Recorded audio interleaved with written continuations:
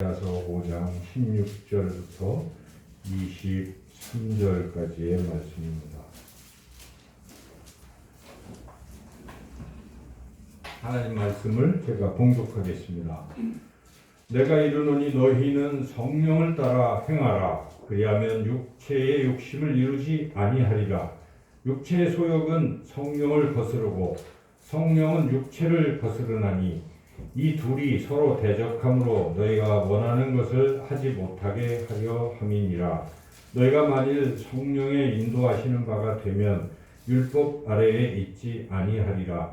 육체의 일은 분명하니 곧 음행과 더러운 것과 호색과 우상 숭배와 주술과 원수 맺는 것과 분쟁과 시기와 분냄과 당지는 것과 분열함과 이단과 투기와 술취함과 방탕함과 또 그와 같은 것들이라. 전에 너희에게 경계하는 것 같이 경계하노니 이런 일을 하는 자들은 하나님의 나라를 유업으로 받지 못할 것이요 오직 성령의 열매는 사랑과 희락과 화평과 오래 참음과 자비와 양선과 충성과 온유와 절제니 이 같은 것을 금지할 법이 없느니라.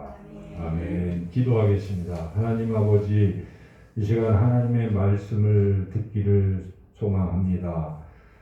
성령께서 부족한 자, 전하는 자의 입술을 주관하시고 생각을 주관하셔서 하나님의 말씀만 바르게 잘 전하게 해주시옵고, 우리가 하나님 말씀 들을 때에 성령께서 우리의 심령의 길을 활짝 열어주시고 우리의 생각이 말씀에 집중되게 하여 주셔서 하나님의 말씀으로 인해서 우리 영혼이 기뻐하게 하시고 우리가 참으로 귀한 말씀으로 양식을 얻는 힘을 얻는 복된 시간 되게 하여 주시기를 간절히 원하오며 예수님의 이름으로 기도드리옵나이다. 아멘. 현재 미국의 대통령이 46대 대통령입니다. 그래서 바이든 대통령인데요. 한 16년 전에 42대 대통령이 빌 클린턴 대통령입니다. 이제 빌 클린턴 대통령은 그 부인도 참 유명합니다. 힐러리 클린턴. 대통령 후보에 출마했다가 떨어지긴 했지만은, 그래서 그 부부가 굉장한 사람들인데, 둘이서 이제 결혼하고 대통령이 돼서 이렇게 자기가 살던 동네에 가게 됐습니다. 이제 주유소에 가서 기름을 이렇게 넣다가 보니까 그 주유소 사장이 이 힐러리 클린턴의 옛날 애인이었습니다. 그래서 이제 기름을 넣고 가면서 빌 클린턴이 이 힐러리 클린턴한테 이야기합니다. 당신 주유소 사장 부인 될 뻔했어. 이렇게. 그러니까 빌 클린턴은 날 만나서 이렇게 대통령이 된 거야. 이제 이렇게 그런 뜻으로 얘기를 했죠. 근데 힐러리 클린턴이 또 가만히 있는 사람이 아닙니다. 저 사람이 대통령 될 뻔했어. 그러니까 사람이 이제 그래도 어쨌든 두 사람이 걸출한 사람들인데 두 사람이 그렇게 같이 만났기 때문에 그런 대통령이 됐고 또 그 뒤에 여성이지만은 대통령 후보로 또 이렇게 나서기도 했던 것이죠. 그래서 누구를 만나느냐가 참 중요합니다. 인생에서 누구를 만나느냐가 참 중요한데 이 쑥이라는 것은 이렇게 심으면은 그냥 옆으로 쭉 퍼진답니다. 이렇게. 그런데 쑥이 이런 마 같은 이런 데에 심어주면은 쑥이 그냥 똑바로 자란다는 것입니다. 그래서 그 쑥이 그 마를 만났기 때문에 마처럼 이렇게 똑바로 자랄 수 있다는 것이죠. 그러니까 누구를 만나느냐에 따라서 달라질 수 있다 하는 것이죠. 저와 여러분은 참 행복한 사람들입니다. 예수님을 만났기 때문에 우리가 구원받은 것입니다. 우리가 특별히 뭘 잘해서 하나님 나라 가는 것이 아니라 예수님을 만났기 때문에 저와 여러분 모두는 하나님 나라 영원한 천국에 가게 된 줄로 믿습니다.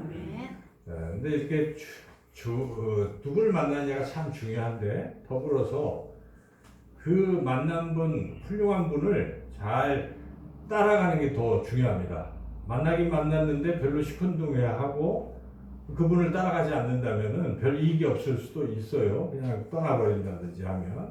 우리가 예수님을 만난 것은 우리 인생의 참 행운인데 더 큰 행복을 얻으려면 우리가 만난 예수님을 자꾸 따라갈 수 있는 사람이 되어야 됩니다. 우리가 교회가 제자교회잖아요. 참된 제자교회. 제자라는 건 무엇입니까? 스승을 따라가는 사람들을 말합니다.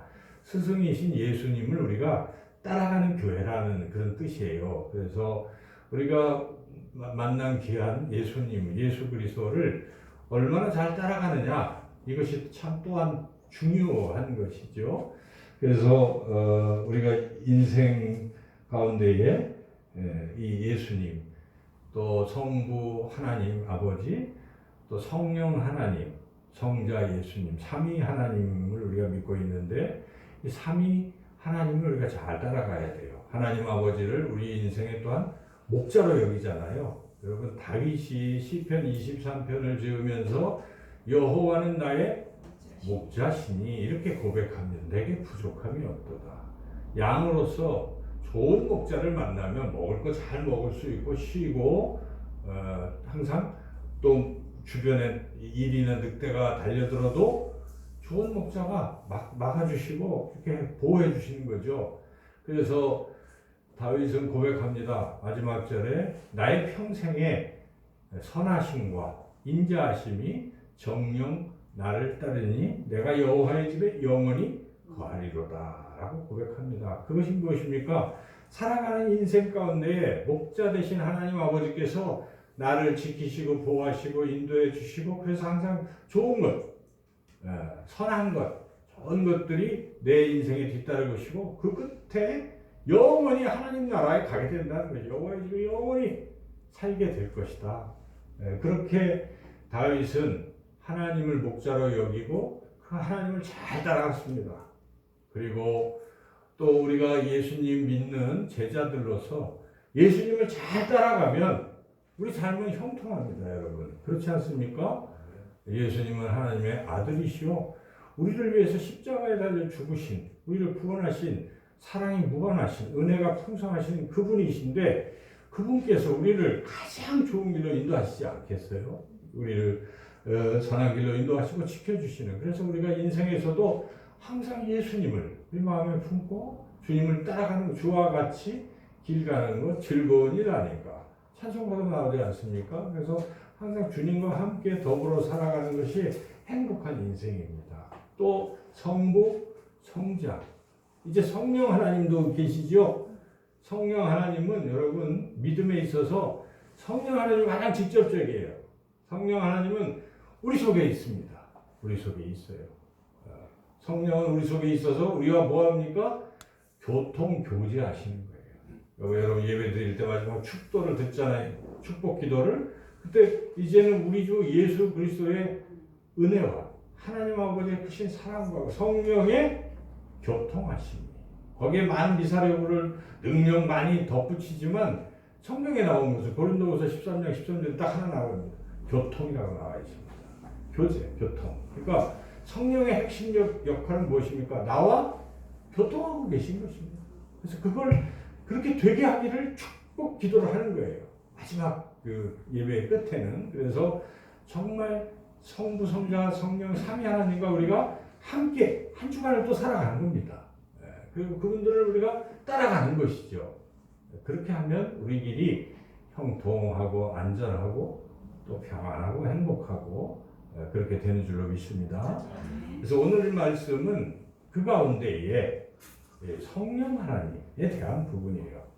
이 성령 하나님을 우리가 잘 따라가자. 설계 제목이 성령을 따르는 삶, 그렇게 제가 정해봤는데요. 성령을 따라가자 하는 것입니다. 성령을 따르는 삶. 그래서 우리 마음에는 성령님만 계시면 참 좋죠. 그렇죠. 그런데 때로는 우리 옛사람, 우리 자신이 살아나기도 하고 그러면서 마귀가 틈을 타요. 그래서 나쁜 마음이 들 때도 있습니다. 여러분 항상 착한 마음만 가지고 살아갑니까? 안 그렇잖아요. 네, 뭐 어떨 때는 화도 나고 그때 자기 자신을 생각해보면 내가 악마 같아요. 그죠? 막 욕도 하고 막 화도 내고 이런 상태에 이를 때도 있어요. 사람이. 그러니까 결국 우리의 마음에는 성령님도 계시지만 악한 영이 틈탈 수도 있어요. 그래서 선과 악이 같이 존재할 수가 있다는 것입니다. 그래서 오늘 사도 바울은 그것을 우리에게 육체라고 해요. 육체. 성령과 육체가 내 안에 있다라고 말씀하고 있는데 오늘 본문의 시작 부분인 16절을 다 같이 함께 읽겠습니다. 내가 이르노니 너희는 성령을 따라 행하라. 그리하면 육체의 욕심을 이루지 아니하리라. 그래서 사도 바울은 이렇게 갈라디아에서 성령과 육체를 자꾸 얘기하고요. 로마서를 여러분 나중에 읽어보시면 로마서 8장에 똑같이 그래서 거기 영으로 표현이 되어 있는데 영의 생각을 내가 안 하니 육의 생각 이렇게 서로 대조를 이루면서 때로는 사도 바울이 막 탄식해요. 내 안에 선한 것과 악한 것이 항상 싸우는도다 막 그러면서 그 선은 성령을 말하는 것이고 악은 이런 육체적인 걸 말하는 거예요. 그래서 사도 바울도 피곤하다고 얘기할 정도로 항상 선과 악이 싸우고 있다는 것입니다. 우리 마음에. 근데 이 상태는 계속되는 겁니다. 죽을 때까지 계속되는 거예요. 죽음에 이르러서 그 순간에도 내 안에서 뭐가 있어요? 두 가지가 싸우고 있어요. 선과 악이 싸우는 거예요. 문제는 선과 악이 싸우고 있을 때 나는 뭘 택해야 되겠습니까? 선을 택해야 합니다. 성령을 택해야 되는 것입니다. 성령을 따라가야 되는 것이지. 그때 육체를 따라서 자기 생각대로 악한 것을 자꾸 따라가는 선택이 누적이 되면 이것이 이상해지는 것입니다. 인생 자체가.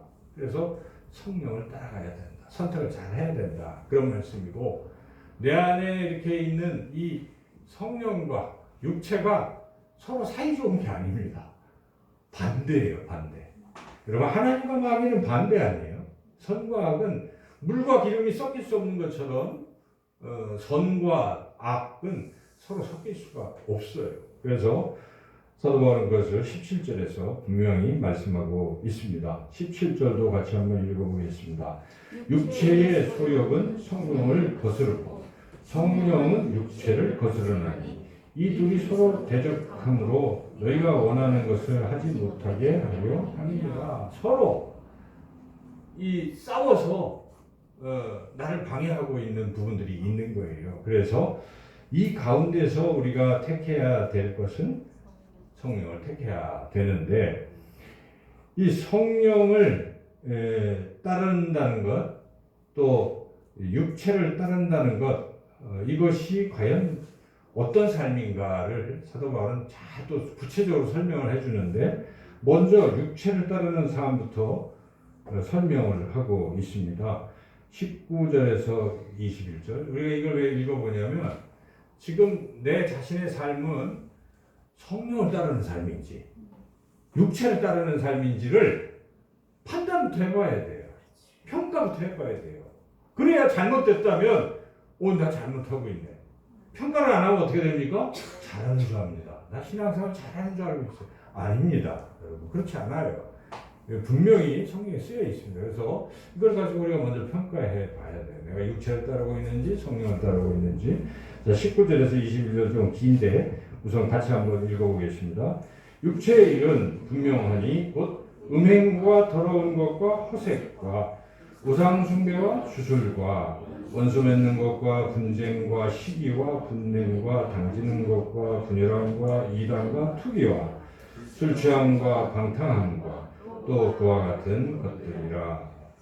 전에 너희에게 경계한 것 같이 경계하느니 이런 일을 하는 자들은 하나님의 나라를 유업으로 받지 못할 것이요. 자, 여기에 육체를 따르는 삶의 모습들을 쭉 열거하고 있어요. 그래서 이거 다 설명하기는 어렵지만은 그룹으로 설명할 수는 있어요. 이게 비슷해요. 그죠? 그러니까 첫 번째 그룹은 뭡니까? 19절에 보면은 음행, 더러운 것, 호색, 한마디로 말하면 음란한 삶이라는 것입니다. 음란한 삶. 그러니까 우리가 이 부분에 걸리는지 안 걸리는지를 스스로 체크를 해봐야지. 난 정말 음란한 삶을 살고 있는지.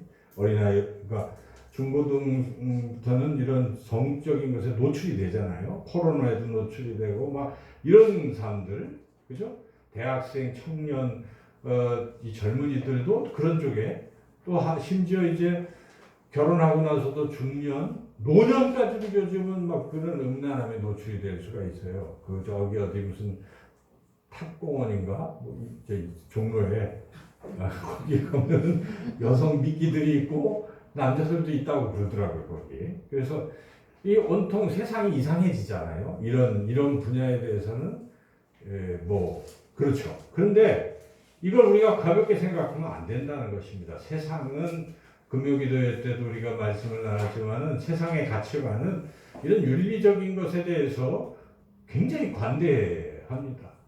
성문란이 당연한 것 같이 여겨지는 이런 시대를 살고 있는데 우리가 그리스도인들은 이 세대를 본받으면 안 된다라고 분명히 말씀하고 있기 때문에 우리가 여기 이런 유행 따라 살면서 괜찮겠지 그러면 안 된다는 것입니다. 괜찮은 게 아닙니다. 오늘 분명히 하나님 말씀하시고 이것은 뭡니까? 육체를 따르는 삶이라는 것입니다. 그러므로 우리가 이런 음란함에서 벗어나야 됩니다. 그것이 중독이 돼 있다면 빨리 끊고 벗어나야 되는 것입니다. 계속 거기 있다가 계속 있으면 괜찮을 것 같아도 괜찮지 않아요. 나중에 좀 이따 말씀드리겠죠. 그래서 이런 삶이 만약에 빠져 있다면 나는 지금 육체를 따르는 삶이라 이렇게 판단을 할 수가 있는 거죠. 그 다음 삶이 무엇입니까? 두 가지인데요. 우상숭배와 주술. 여기서 끊는 것이죠. 우상숭배와 주술. 이것은 우선 직접적인 우상숭배는 무엇입니까? 여러분 그냥 집에다가 뭐 신주단지를 모셔놓고 산다. 이건 우상이죠. 당연히. 그건 우상입니다. 네. 그렇죠. 그 성경에 나와 있어요. 그런 거 뭐 하나님이라고 생각하고 뭐 형상을 만들어 놓는 것 자체가 우상이에요. 네. 그거 아니죠. 그래서 그런 것. 그 다음에 또 우상의 또 큰 것은 하나님보다 더 소중하게 여기는 걸 우상이라고 하는 것입니다. 오늘날은. 그렇죠? 그러니까 자기가 하나님보다 더 중하게 여기는 게 있는가? 내 자식이 나는 하나님보다 귀해. 그럼 그게 자식이 우상이 될 수가 있어요? 나는 사랑하는 남편이 내 인생에 가장 소중해? 남편이 아내가 우상이 될 수가 있어요. 내가 만나는 누가 더 중요해? 우상이 될 수 있습니다. 돈이 제일 중요해. 뭐니 해도 머니가 최고야. 그러면 머니가 우상인 것입니다, 여러분. 그와 같이 자기 인생에서 뭘 내가 제일 소중하게 여기는가? 명예를 소중하게 여기는가? 어떤 사람 신앙보다 명예를 더 소중하게 여기는 그것 안 되는 것이죠. 자기 명예도 벌릴 수 있어야 돼요. 자기 이름이 더럽혀져도 좋다는 것이죠. 하나님을 위해서라면. 그러니까 그런 신앙. 근데 그게 하나님보다 더 소중히 여기는 뭐가 있으면 우상입니다. 그리고 조금 구체적으로 주술적인 그런 부분은 그냥 무신결에 여러분들이 신문을 보다가 내 인생이 어떻게 될 것인가 하나님 다 작정하시고 하나님이 인도하시는 부분을 믿지를 않고 오늘 재수가 어떨까 하고 괜히 재수를 뭐 운세 본다든지 뭐 괜히 재미삼아 보는데 그러는 순간 악한 영이 들어오는 겁니다, 여러분. 그거 안 돼요.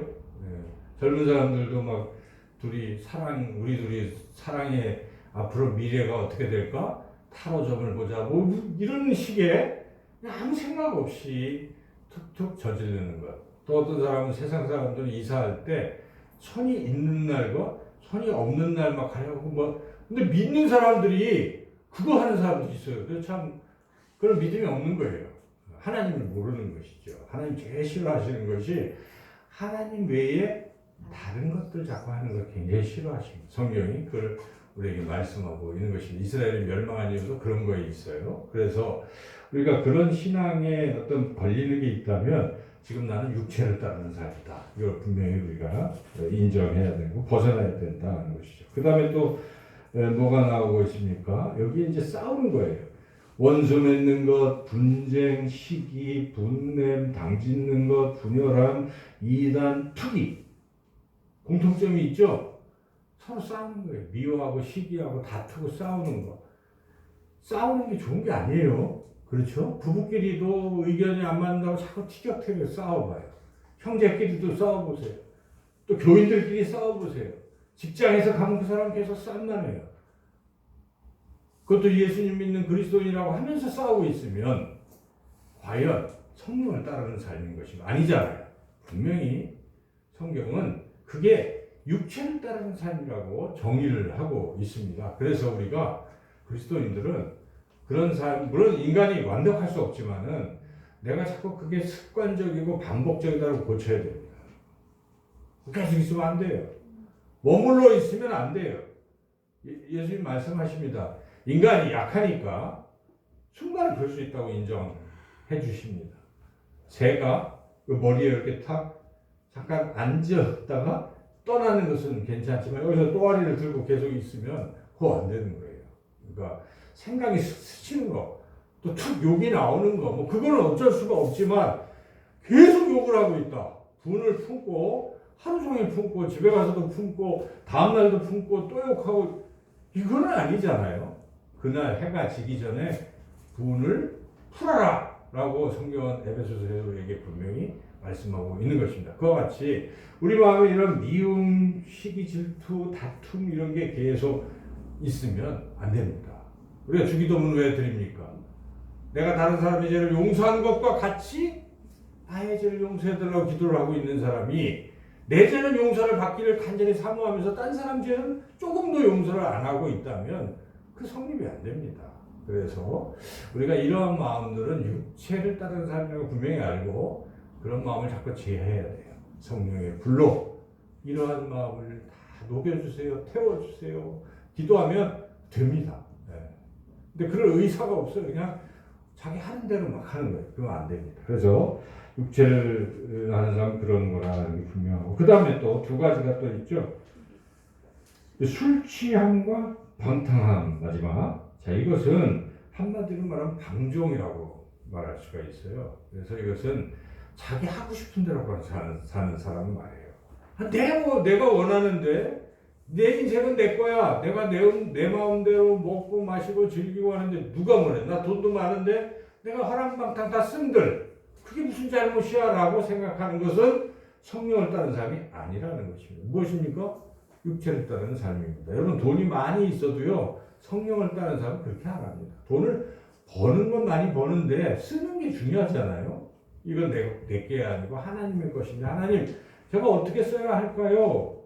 자기 청직이니까 이런 마음을 가지고 살아가는 사람은 성령을 따르는 삶이라고 볼 수 있지만 내 돈이다 라고 생각하면서 내 마음대로 사치와 방종과 뭐 그냥 안 되는 거 아닙니까? 여러분 그게 좀 이상하잖아요. 저쪽에 있는 사람은 굶어 죽어가는데 나는 내 돈 쓰는데 무슨 상관이 있어. 벌써 그 마음 자체가 이것은 성령을 따르는 삶이 결코 아닙니다. 그가 아무리 그리스도인이라 할지라도 아닌 것이에요. 그죠?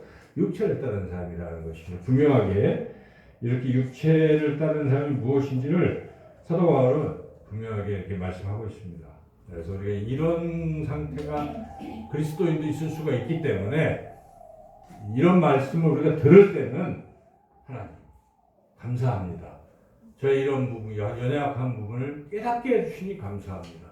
벗어나게 하소서 하고 기도하고 결단하고 거기서 탈출해야 되는 것이지 듣고도 한 귀로 듣고 한 귀로 흘려보내고 여전히 똑같이 또 이렇게 살아가면 그게 되는 겁니까? 이거 안 되는 겁니다. 그래서 그러면 계속 그렇게 살면 어떻게 될까요? 그 결과가 21절 끝부분에 이런 일을 하는 자들은 하나님의 나라를 유업으로 받지 못할 것이요.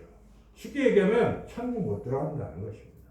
분명한 말씀이에요. 그래서 육체를 따라 계속 살면 계속 하다가 결국은 하나님 나라와 상관없는 사람이 되고 만다. 네.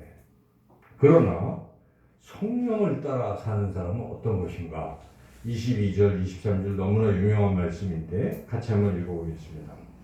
오직 성령의 열매는 사랑과 희락과 화평과 오래 참음과 자비와 양성과 충성과 온유와 절제니 이 같은 것을 금지할 법이 없느니라. 이게 이제 원어를 보면은 이 사랑이라는 이 단어가 단수예요, 단수. 앞에서 여러 가지 그 육체의 일을 할 때 19절에 육체의 일은 복수로 되어 있어요. 뒤에 다 열거하기 복수로 되어 있는데 성령의 열매는 하나라는 뜻입니다. 이 열매라는 단어가 단수예요, 단수. 그럼 이걸 어떻게 해석을 해야 되겠습니까? 성령의 열매가 하나인 줄 알았더니 지금 9개가 쭉 열거되어 있잖아요. 9개 열매. 우리가 뭐 이런데 뭐 그림 그려놓은 거 보면은 성령의 열매 막 9개, 마치 열매가 9개 있는 것처럼 표현을 하지만 원어의 뜻을 보면 그건 잘못된 것이에요. 그러니까 이것은 하나인데 그러면 우리가 어떻게 이해해야 되는가? 맨 앞에 나온 걸 말하는 거예요. 사랑의 열매라는 것입니다. 성령의 열매는 사랑의 열매고 사랑이 무엇이냐? 사랑이 무엇인지를 뒤에 8개가 설명하고 있는 것입니다. 요거는 다른 이 대응되는 성경 구절을 봐도 그래요. 사랑은 언제나 오래 참고 온유하고 여러분 나오죠? 고린도전서 13장에 보면 사랑이 뭐냐를 정의할 때 여기 있는 것들을 막 정의한단 말이죠. 그래서 이것의 원뜻은 한마디로 요약하는 사랑의 열매입니다, 여러분. 성령의 열매. 그러니까 이 사람이 사랑이 있냐 없냐를 보는 겁니다. 여러분, 우리 자신이 정말 사랑의 사람인가? 그러면 우리는 성령을 따라 사는 사람입니다. 그런데 사랑이 없어요? 우리는 꽹과리와 같은 것입니다. 겉으로는 뭐 많은 일들을 하는 것 같은데 사랑 없는 전도, 사랑 없는 봉사, 그죠? 사랑 없는 이웃사랑 같은 그 자선, 이거 아니라는 것입니다. 거기에는 사랑이 있어야 됩니다. 사랑. 이 사랑은 누구를 대상으로 하는 것일까요? 하나님 사랑입니다. 이웃 사랑입니다. 두 가지예요. 그래서 온 율법, 성경은 예수님 말씀하셨습니다. 하나님을 사랑하고 이웃을 사랑하라. 이것이 모든 율법이다. 구약에도 레위기에도 네 이웃을 사랑하라라고 분명히 나와 있어요. 하나님 사랑하라고 제사 지내는 제사법 쭉 나온 다음에 이웃 사랑 꼭 말씀하는 거예요. 그러니까 기독교의 성경의 핵심은 다른 게 아닙니다. 하나님 사랑, 이웃 사랑. 돌판 10계명의 돌판도 하나는 뭡니까? 하나님 사랑하는 게 쭉 써 있어요. 여기는 이웃 사랑하는 게 쭉 써 있어요. 그래서 여러분, 내가 예수님을 믿고 하나님의 자녀요, 성령이 내 안에 있고 하는 사람의 특징은 무엇입니까? 하나님 사랑하고 이웃 사랑하는 사람입니다. 만약 여기에 걸려 있다면 이웃을 사랑하기는커녕 이웃과 늘 싸우고 뭐 미워하고 해치려고 음모 꾸미고 그거 아니잖아. 그건 육체이기 때문에 아닙니다. 그래서 내가 성령을 따라 지금 살고 있느냐 그걸 검증하려면 내가 하나님 사랑하고 이웃 사랑하고 있느냐 그거 보면 됩니다. 그래서 이렇게 성령을 따라 사는 사람에게는 하나님이 어떠한 복을 주시는가? 첫째는 여기 본문에 나와 있는 것은 16절이죠. 16절 다시 한번 읽어보겠습니다. 내가 이르노니 너희는 성령을 따라 행하라. 그리하면 육체의 욕심을 이루지 아니하리라. 저는 이 말씀 몇 번 읽으면서 내가 그러면 육체의 일을 도모하지 않고 살 길이 무엇인가? 그냥 성령 따라 사는 삶을 많이 하고 있으면 육체의 삶은 사라져요. 그런 생각 안 듭니까? 야, TV 중독도 이것도 이제 여기에 방종에 걸리거든요. TV만 맨날 보다가 그 예배도 못 드리고 뭐 그런 경우도 있잖아요. 수요 예배도 안 드리고 금요 기도회도 안 드리고 주일 예배도 늦게 오고 안 드리고 막 이런다. 근데 정말 중대한 일을 하는가 보니까 TV가 재밌고 뭐 스포츠 뭐 중계하고 그거 자 이것을 우리가 여기에 방종이라고 하는 거예요. 그 방탕함이라고 볼 수가 있겠는데요. 자 이러한 상태에서 벗어나는 게 뭘까요? 어떤 자기가 중독에 걸려 있어요. 나 이거에서 벗어나야 된다, 벗어나야 된다. 잘 안 돼요. 벗어나는 방법은 뭡니까? 좋은 거 하고 있으면 돼요. 그 시간에. 선한 일을 하고 있으면 악한 것은 다 사라지게 돼 있어요. 여러분이 이렇게 성령을 쫓아 사는 삶, 하나님 사랑하는 일에 열심을 내고 이웃사람 어디 가서 봉사하고 막 하다 보면 뭐 어떻게 되면 시간이 없잖아요. 텔레비 볼 시간 없는 겁니다. TV 중독 사라지는 거예요. 어느덧 게임 중독 사라지고 뭐 이상한 중독 다 사라지는 겁니다. 그래서 선한 일에 힘쓸 필요가 있어요. 성령을 따라 사는 삶을 자꾸 추구할 필요가 있다는 것입니다. 하나님의 말씀 일도 왜 안 하고 계십니까? 시간이 없어서요? TV 볼 시간은 많은데 그렇지 않아요. 그러니까 우리가 막 그거 해봐요. 말씀이 꿀 같아요. 뭐 잘 모를 수도 있지만 잘 또 앉아가지고 하고 뭐 이러면 사람이 달라져요. 다른 교회 가보십시오. 그걸 막 필사도 해요. 어떤 사람은 다 써가지고 일도 책으로도 하고 이러고 있는데 그냥 편안하게 읽으라고 하는데도 못 읽고 있다면 이게 잘못된 것입니다. 여러분 이건 잘못된 것이에요. 그래서 성경 일독 뭐 이런 거 그리고 예배 시간에 직장 일로 바쁠 수 있고 아니면 꼬박꼬박 나오면 되잖아요. 나와서 막 수요 예배 뭐 금요 기도에 와서 자꾸 하면요 다른 거 다 사라져요. 육체일 사라집니다. 그래서 하나님 원리를 가르쳐 주는 거예요. 성령을 따라 행하라. 그래야만 육체의 욕심을 이루지 아니하리라. 믿으시면 아멘 하시기 바랍니다. 예. 자, 그 다음에 성령을 따라 살면은 하나님이 어떠한 복을 주는가? 그게 좀 어려운데 18절 한번 읽어보겠습니다. 너희가 만일 성령의 인도하시는 바가 되면 율법 아래에 있지 아니하리라. 이게 참 어렵지만은 율법 아래에 있다는 것은 굉장히 괴로운 일입니다. 율법 아래에 있다는 것이 무슨 뜻입니까? 율법대로 다 지켜야 구원받는다는 뜻입니다, 여러분. 율법대로. 그러니까 율법에 나오는 그 613개 해야 될 일, 뭐 하지 말아야 될 율법 있잖아요. 십계명이 이렇게 쭉 세분화된 이거 다 지켜야 천국 간다 그러면은 갈 사람이 어디 있겠어요? 그러니까 율법 아래에 있는 사람은 곧 은혜의 부분이 아니기 때문에 저주받은 거나 마찬가지예요. 그런데 성령을 따라 사는 사람은 그렇지 않다는 것입니다. 내가 어떻게 다 지켜요? 못 지켜도 돼요. 성령을 따라서 그냥 따라만 가면 성령께서 지키게 해주시는 거예요.